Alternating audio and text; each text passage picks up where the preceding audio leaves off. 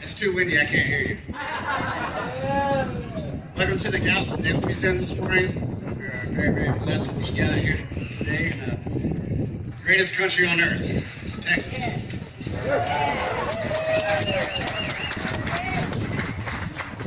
I want to give special thanks to our Galveston Historical Foundation, which is the operating board of the Galveston Naval Museum. Also the Galveston Park Board, the City of Galveston. And from what I understand, we have a very, very special gentleman here today visiting, Mr. Ivan Hammond, World War II veteran, Sergeant Chief.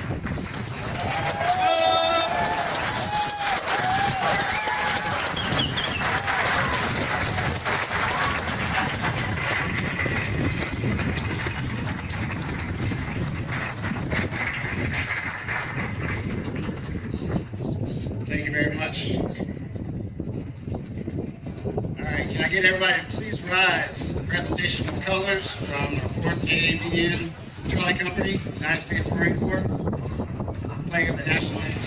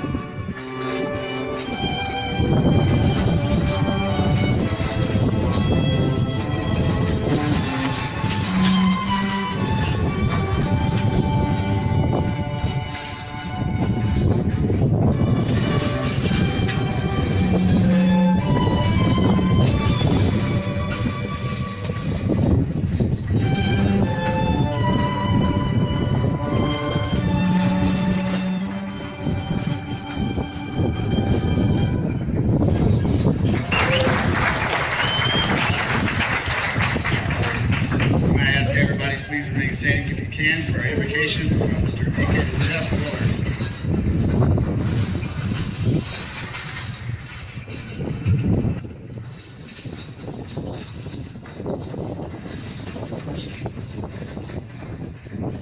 Heavenly Father, as we come together today to sing homage to all those who died while serving our country, we pray that you will help us not to lose sight of all we have due to their supreme sacrifice. Help us to honor them through our remembrance, through living our lives, not of entitlement, but of thanksgiving. Help us to remember not only the 3,506 submariners that lost their lives during the Second World War, but all those who have died and believed in their missions. If we are to honor them today, let us be clear also in our mission. We ask that our mission of loving and caring for each other always be our priority. Your word tells us, this is my commandment, that you love one another as I have loved you. Greater love has no man than this, that a man lay down his life for his friends. We thank you, Father, for all these friends who bravely laid down their lives for us, for the countless men and women who have stood in harm's way, laid down their lives. We can gather here today in peace. We ask you to grant us your strength as we continue as a nation to be home and free, as we honor today those brave. In your great compassion, we ask that you come to our aid and continue to bless America, that we may be a shining example to all. That even though we may have aches and pains, we have joy in our democracy. May we always share a profound love with God and country. We ask this in your holy and glorious name. Amen.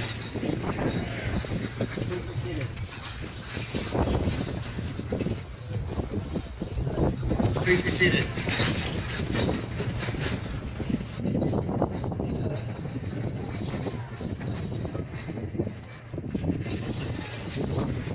So we're all here today. Can you hear me? Sorry. We're all here today for a special membership. We give you a number of 1,354,664 plus. This is the American Revolution. Our countrymen that lay down their lives for our freedoms. So we're going to honor their valor, we're going to honor their heroism, we're going to honor their sacrifice. And even though we're a World War II museum, we are also a living memorial for everything that it stands for. We have a memorial set up behind us. We also have two vessels that it's a memorial in itself for the sailors that lost their lives serving aboard these vessels, and these class of vessels. So thank you again for coming out here today. Seawolf Park. After World War II, Congress said every single state has to name a park after a submarine that was lost in World War II. So the Immigration Center here, located on this property, got turned into Seawolf Park. The Stewart here was built Brown Shipyard in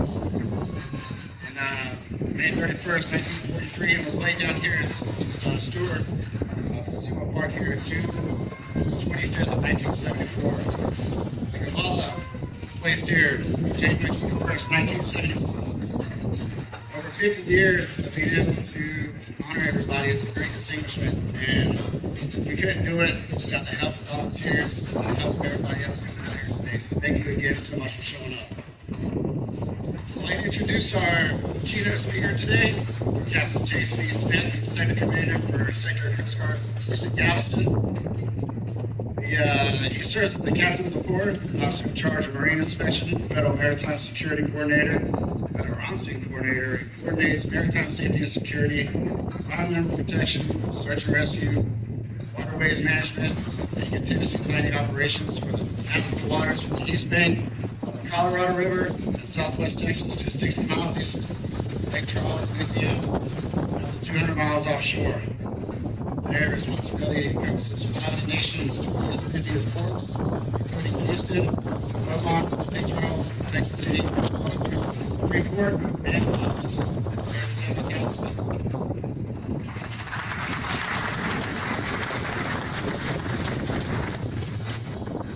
It is windy.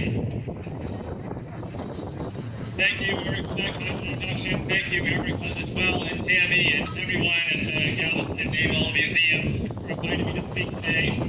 It is certainly a privilege to have the opportunity to honor this very honored national holiday amongst many great leaders in our society. I'd like to first off thank the ROTC, the JROTC that's out there. I think we'll be part of the ceremony later on this afternoon, as well as the Marine Corps that was our color guard, and certainly our quartet over here. Great job in introduction. I'd also like to thank all the veterans that are out there. Mr. Hammond, thank you very much for your service, and all of those who served in our greatest generation. I hope this is not the case, but there may be some asking why the Coast Guard is speaking at a Memorial Day event at the Naval Museum. Well, I get these questions occasionally, I think. In fact, just last week, I was at my favorite barbecue place up in Houston, the Pimrose, and I know offers me a very kind military discount, showed my ID, and the man behind me, about my height, about twice as broad as I was, said to me, what service are you in? I said, Coast Guard. And he said, Coast Guard is not in the military.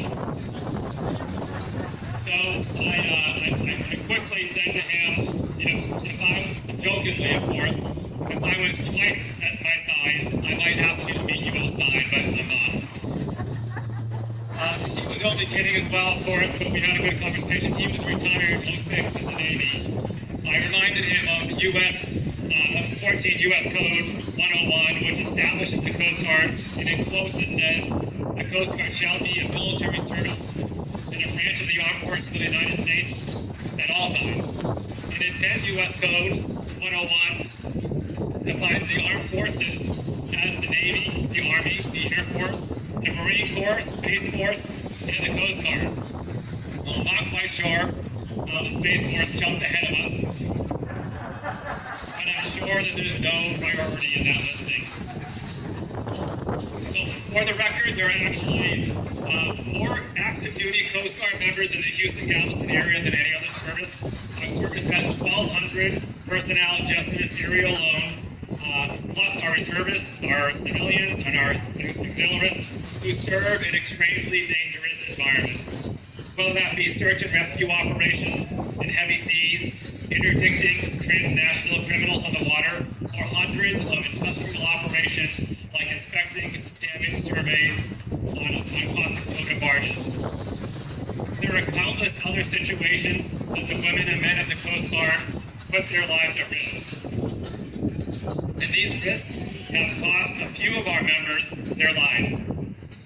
The Coast Guard's worst peacetime disaster unfortunately has a Texas connection.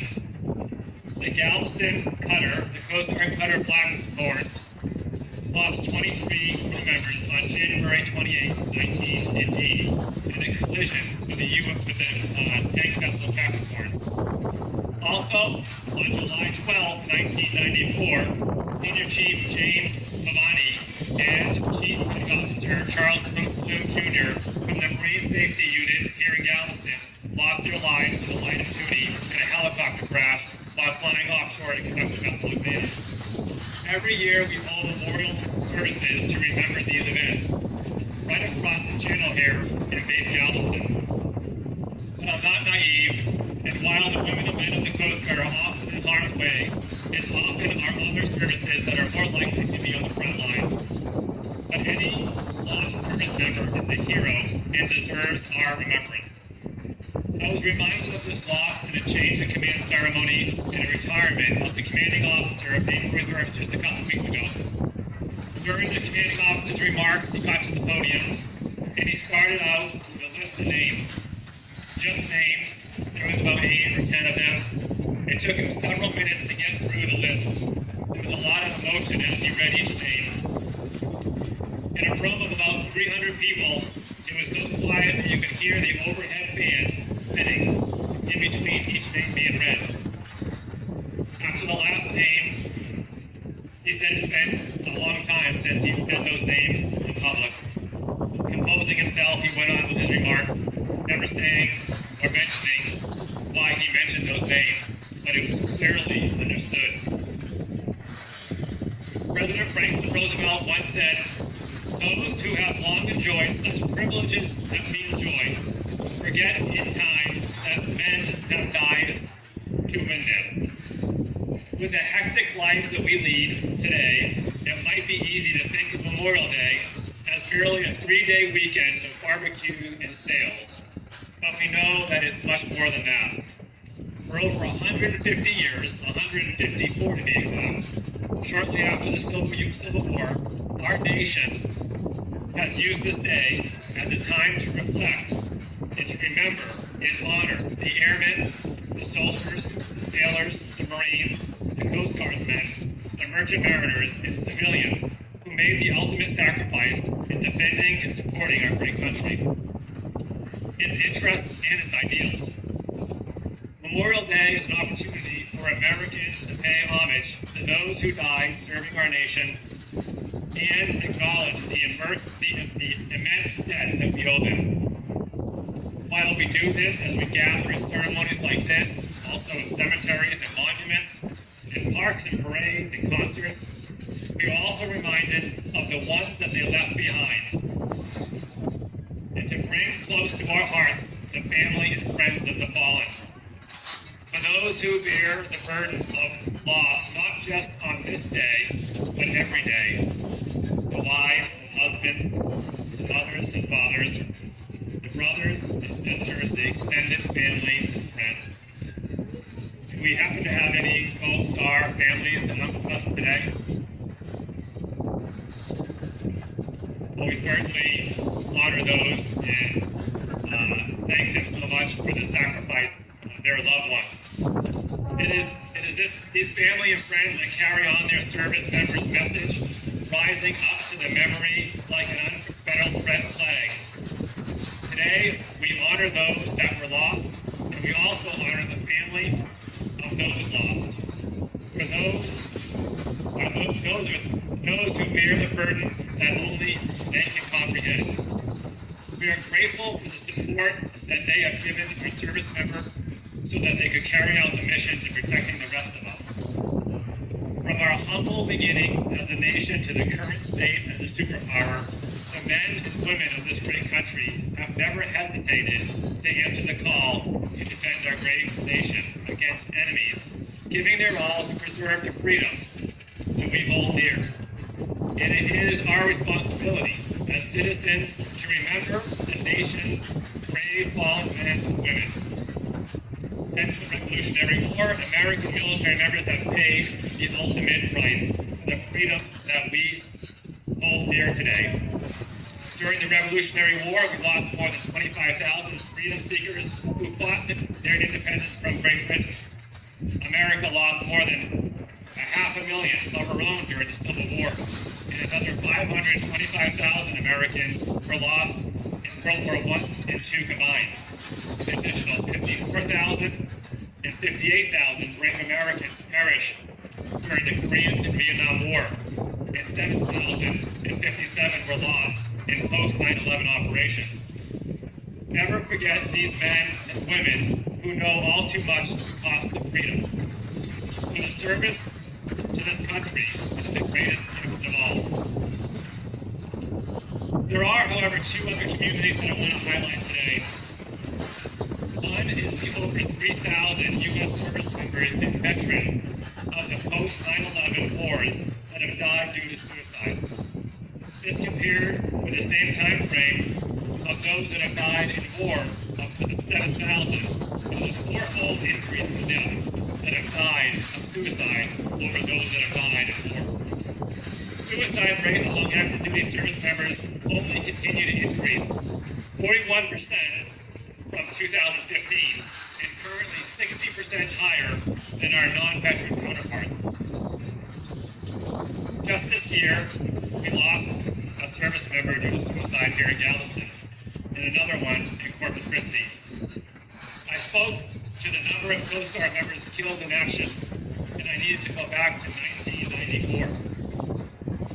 From a suicide standpoint, I only need to go back a matter of months. Suicide is a considered present danger to our service members, regardless of the service, and a reminder of the stress that our service members are under as they serve our great country. Preventing military suicide has to remain one of our service's primary priorities. Additionally, this Memorial Day happens at a time of war. As another nation battles for its freedom thousands of miles away, fighting back against aggression for democracy around the world. Ukrainians mark May 8th as their day of remembrance. But what occupies every waking moment of Ukrainians today is not the tragedies and losses yesterday, but the threat that they, their families, their community, and the nation are fighting for in order to even have a tomorrow. This struggle reminds us not just of whom we have lost, but why we fight. To many of us, freedom isn't free, it is just a slogan. But to the Ukrainians, it's a reality that they're living and dying every day. As the war against Ukraine so clearly reminds us, it is that there will always be evil people bringing war to good people. And good people will have to fight and die to stop them. Today we honor all of those who sacrificed their lives for freedom we hold near and dear. On this Memorial Day weekend, we take time to remember our ancestors' sacrifices. Abraham Lincoln said, the mystic force of memory stretching from every battlefield and patriot grave to every living heart, should swell in a mighty chorus of remembrance, gratitude, and rededication on this solemn occasion. Let's honor those who have paved the way for our freedom and those who continue to serve. The shape of America's future Memorial Days, whether that they are remembrances of wars past or new conflicts sparked by the aggression of hostile and malicious powers, will be determined by our resolve, by our capacity, our intelligence in countering and stopping. I will close with the words of Lee Greenwood's 1983 song, God Bless America. From the lakes of Minnesota to the hills of Tennessee, across the plains of Texas, from the sheep sea to shining sea, from Detroit down to Houston, and New York to LA, all this pride in every American heart, it is time that we stand to say, I am proud to be an American, or at least I know I'm free, and I won't forget the man who died that gave that right to me. Thank you once again for the opportunity to speak on the importance of this very special day, and remember those that gave the greatest sacrifice to our nation. This nation will remain the land of the free, so long as it is the home of the brave.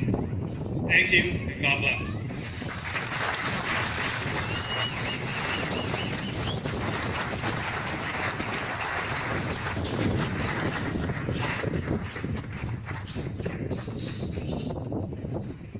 Thank you very much, Captain.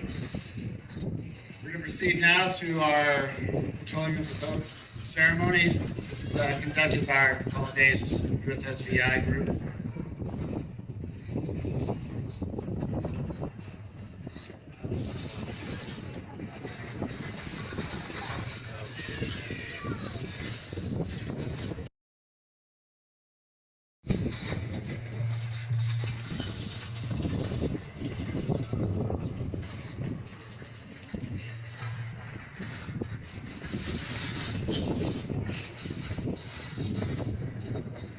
Good morning. I'm Bruce Talbot, Secretary for the Kabbalah Base USSVI and a board member for the Kabbalah Historical Foundation, also the Secretary.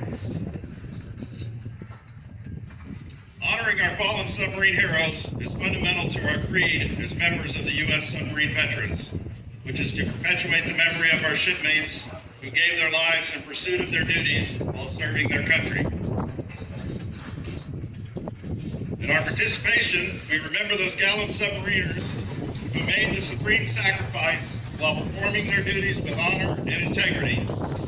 Encourage and demonstrate to our families and to our youth by our deeds that we honor them, we pay tribute to them, we salute them, and should all citizens honor by the U.S. Submarine Veterans of World War II. It is unique and time-honored memorial service and is in keeping with the finest traditions of the Navy. Custom has established this ceremony to be formal, and it honors the memory of those submariners who lost their lives in the line of duty, and especially those who perished during World War II.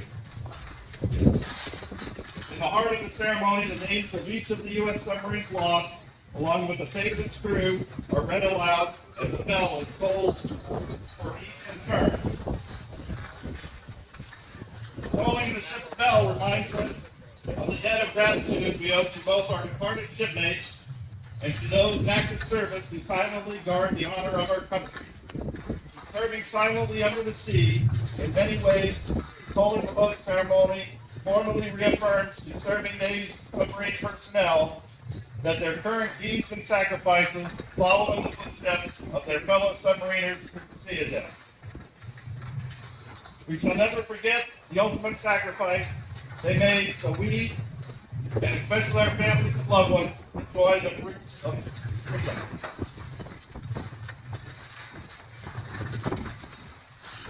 I would like to ask that everybody please remain seated. If you have the desire to stand, we'll all stand at the end. And ladies of all ages are welcome to form a line to my right to place a flower on each of the submarine markers as they are read in turn.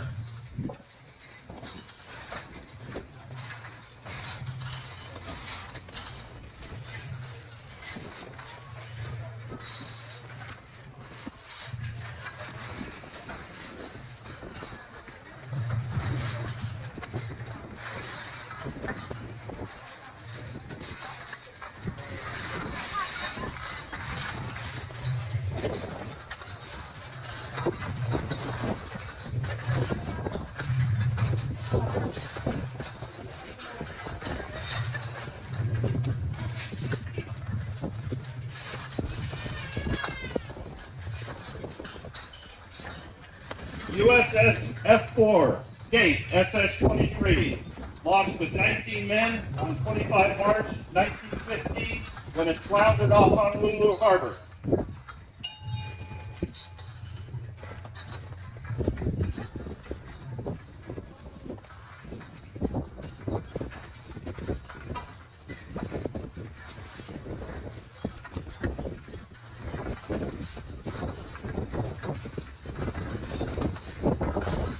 USS F1, Clark, SS-20, launched with 19 men on 17 December 1917 when it was sunk after collision with USS F3, SS-22 off San Clemente Island.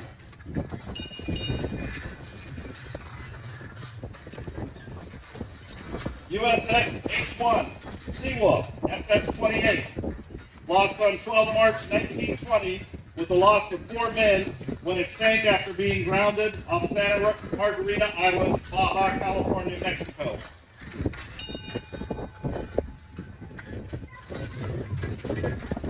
USS S5, SS-110, lost on September 1, 1920 off the Delaware Cape. All the crew escaped through a hole cut in the tiller room.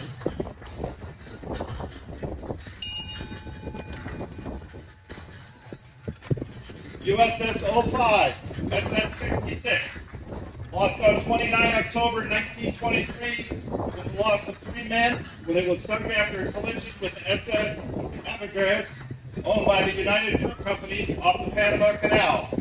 Torpedo mistake, second class SS Henry Burrell received a Congressional Medal of Honor for his heroic action.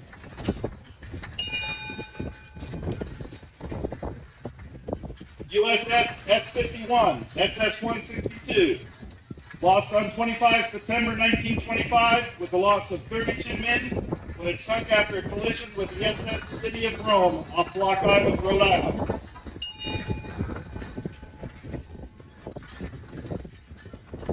USS S-4, SS-109, lost with 38 men on 17 December 1927 when it was sunk after being rammed by U.S. Coast Guard cutters holding off Provincetown, Massachusetts.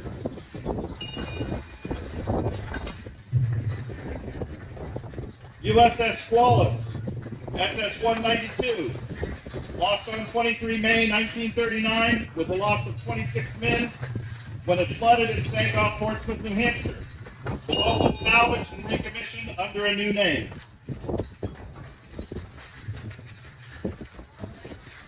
SS-09, SS-70, lost on 20 June 1941 with 34 men when it floundered off the Isle of Shoals 15 miles from Portsmouth, New Hampshire.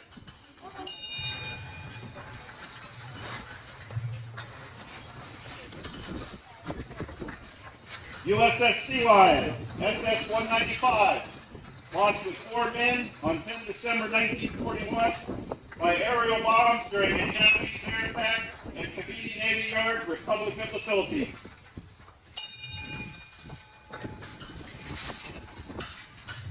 USS S-36, SS-141, lost on 20 January 1942 when it was destroyed after she ran aground at the Takapakang Reef in Makassar Strait, Indonesia, near Makassar City. The crew was rescued.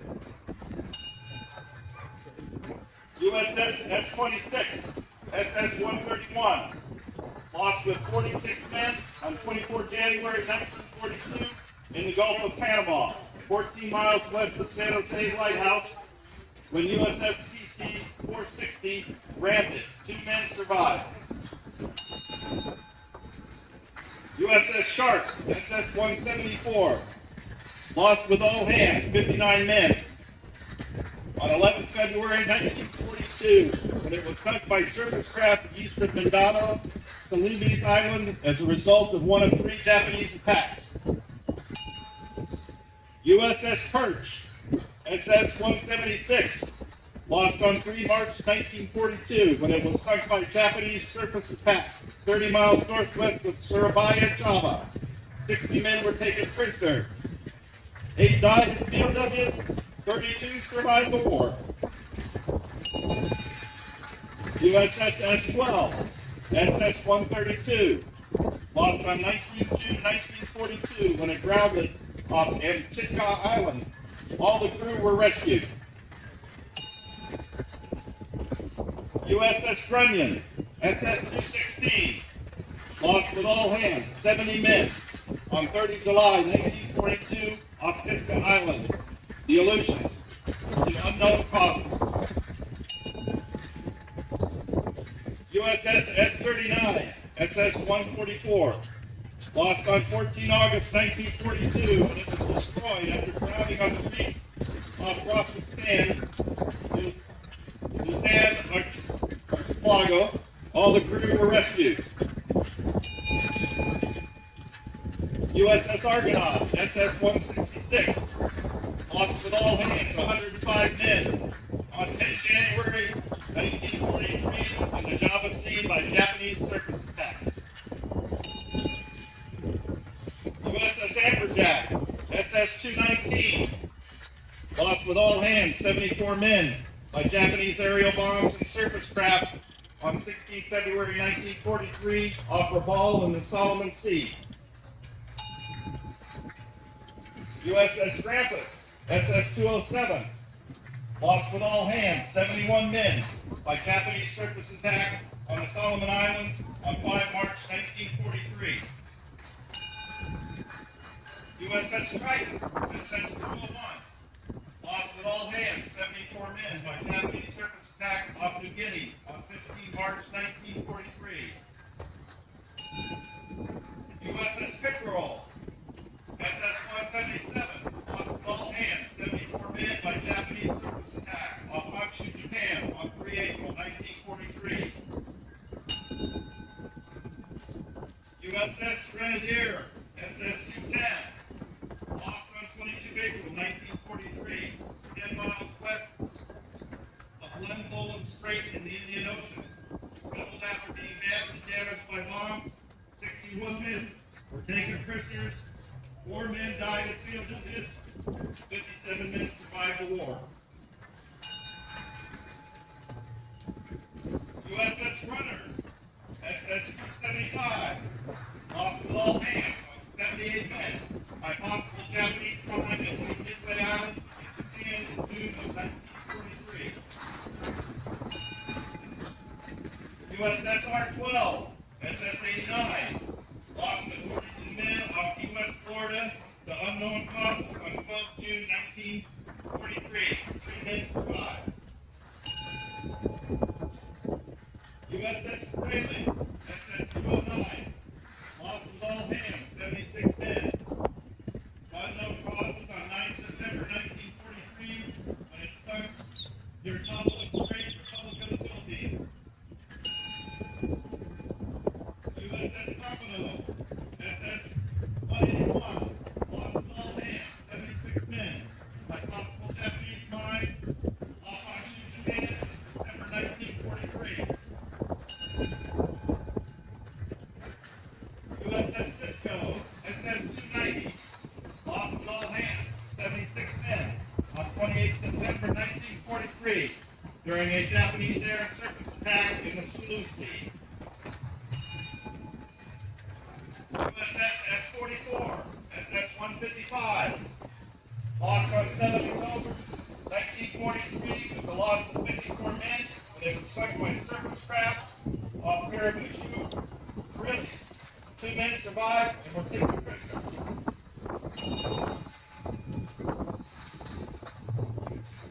USS Wahoo, SS-238, lost with all hands, 80 men, during a Japanese air attack on 11 October 1943 in Oahu Strait off northern Japan.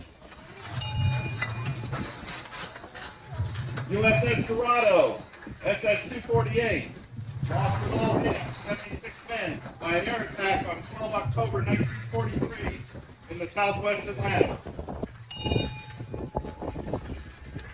USS Corvina, lost with all hands, 82 men, on 16 November 1943 during a Japanese submarine attack off Truk.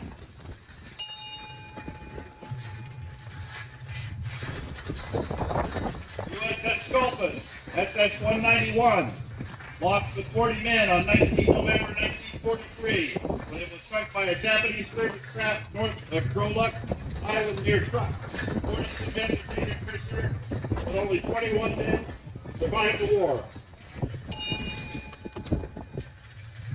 USS Capeland, SS-289, lost with all hands 78 men on 2 December 1943 by an unconfirmed Japanese surface attack in the Celebes Sea. USS Scorpion, SS-278, lost with all hands 76 men on 5 January 1944 by possible Japanese mine in the Yellow Sea off China. USS Greyback, SS-208, lost with all hands 80 men on 27 February 1944 during a Japanese air and surface attack off Okinawa. USS Trout, SS-202, lost with all hands 81 men on 29 February 1944 during a Japanese surface attack in the Philippine Sea.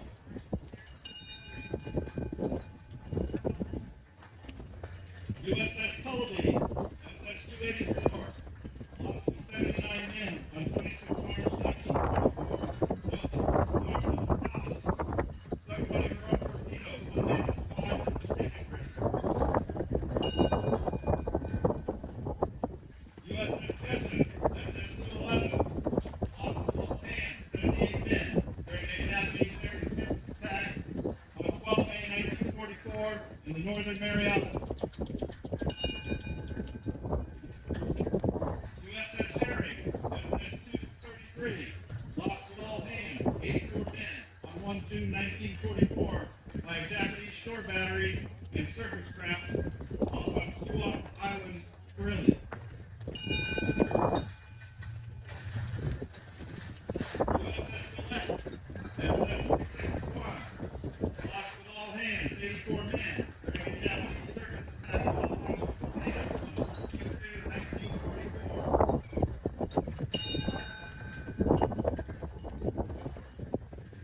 USS S-28, SS-133, lost with all hands 50 men when it foundered on the Hawaiian Islands on July 4th, 1944. USS Rapallo, SS-273, lost with 77 men on a possible Japanese mine off Palawan on 26 July 1944. 4 men survived, 4, but they were never recovered. USS Harper, lost with all hands 79 men during a Japanese depth charge attack off Luzon, Republic of the Philippines on 24 August 1944.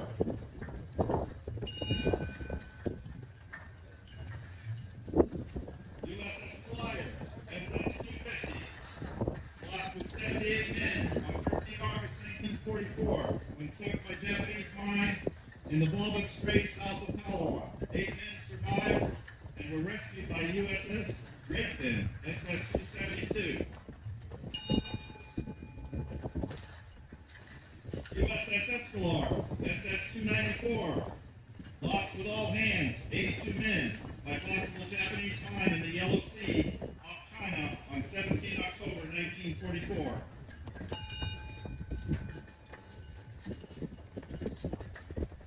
USS Darter, SS-227, lost on 24 October 1944 when it became grounded on Bombay Shoal off Palawan. That was destroyed. All the crew were rescued by USS States. USS Sharp, SS-314, lost with all hands 90 men on 24 October 1944 when it was sunk by Japanese surface craft in the channel midway between Hanai and Bache Channel.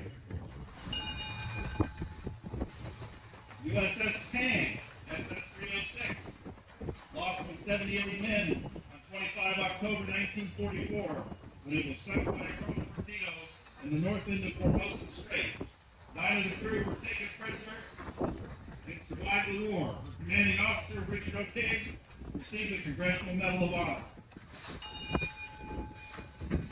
USS Seawolf, SS-197, lost with all hands, 82 crew and 17 U.S. Army on 3 October 1944 when it was mistaken for a Japanese submarine and sunk by friendly destroyers just north of Mortal, Republic of the Philippines.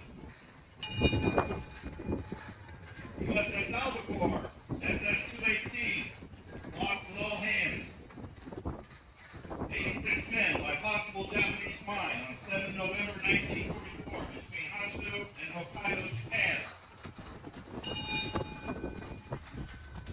USS Growler, SS-215, lost with all hands, 85 men on 8 November 1944 by a possible Japanese surface attack in the South China Sea.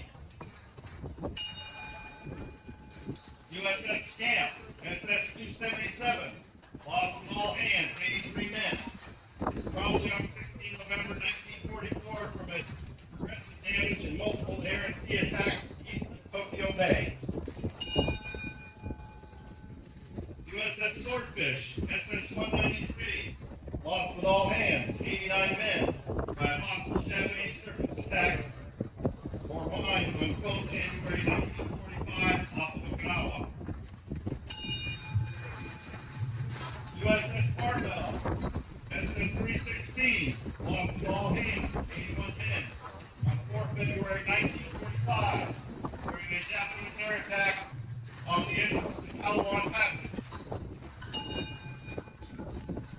USS Heath, SS-369, lost with all hands, 87 men, on March 1945 to unknown causes between Okinawa and Midway. USS Trigger, SS-237, lost with all hands, 89 men in the East China Sea on 28 March 1945 during a Japanese air and surface attack. USS Snook, SS-279, lost with all hands, 84 men on 8 April 1945 to unknown causes off Formosa. USS Lagarto, SS-371, lost with all hands, 85 men on 3 May 1945 in the Gulf of Siam during a Japanese surface attack. USS Bonefish, SS-223, lost with all hands, 86 men on 18 June 1945 off Osaka, Tokyo One, and the Sea, Japan. USS Bullhead, SS-332, lost with all hands, 84 men off the Valley Coast by Japanese air attack on 6 August 1945.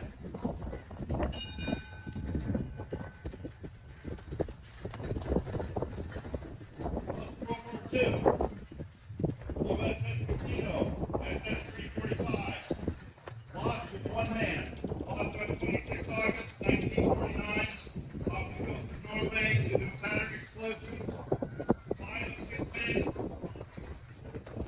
6 men from the USS Tusk, SS-426, were also lost in the rescue operation.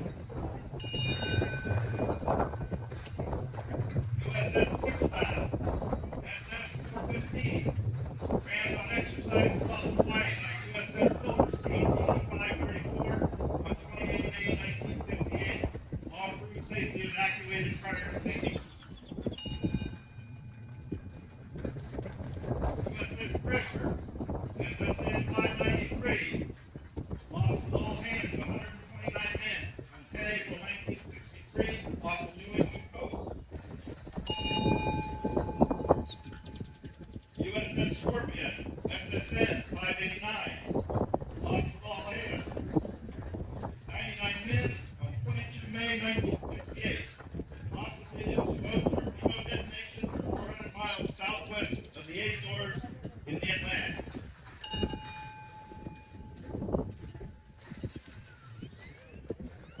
Finally, we remember all the brave submariners who died in the course of their duties aboard submarines some individually and some in groups, but where the submarine itself was not lost.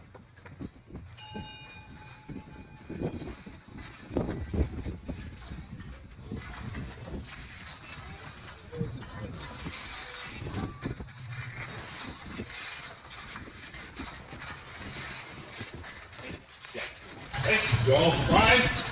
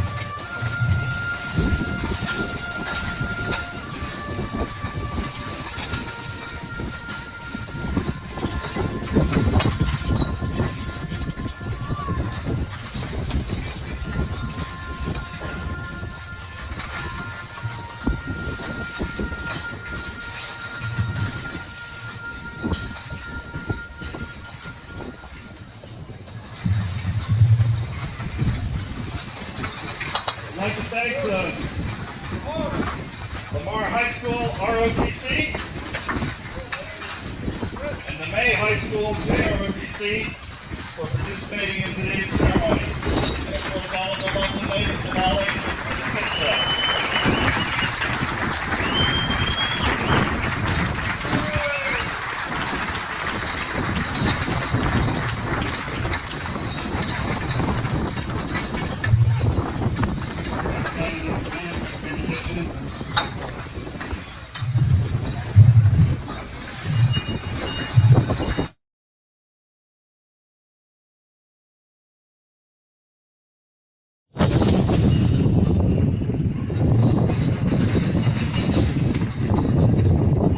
I'd like to say that as the chaplain for the Port of Galveston, Captain Smith, we rely on our allies on the Coast Guard, rendering aid to all the mariners. So thank you to the Coast Guard. It's been said that courage is almost a contradiction in terms. It means a strong desire to live, taking the form of readiness to die. As we come to the end of our memorial celebration today, may we all take courage from those who had this readiness to die because of our strong desire to live.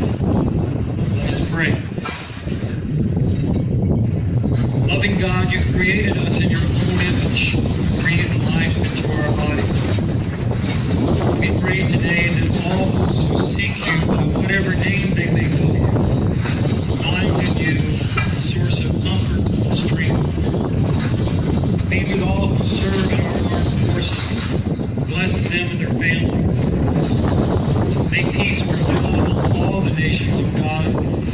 Let your mercy rest upon our nation. We know that we are proud to live in this land. We are free to worship you. And we also know that we have nothing if we lose this faith. We ask that you bless the Galveston Naval Museum and all those who work and volunteer here. May they continue to have success in keeping the history and memory of all those who served alive.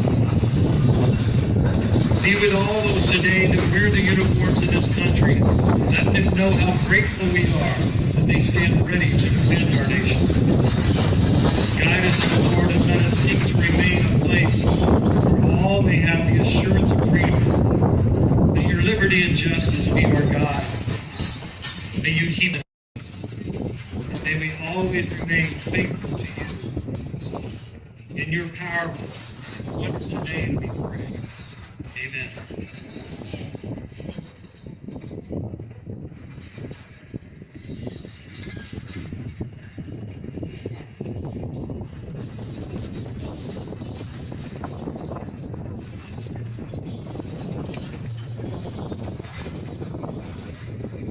Thank you very much for coming today. We really do appreciate it, and wonderful words spoken by everybody. Thank you again, Captain Smith, for coming down. Thank you, Mr. Jeff Willard, as well. I also want to give a special recognition to a Mr. Ray Lewis, our World War II veteran, standing in the back behind us.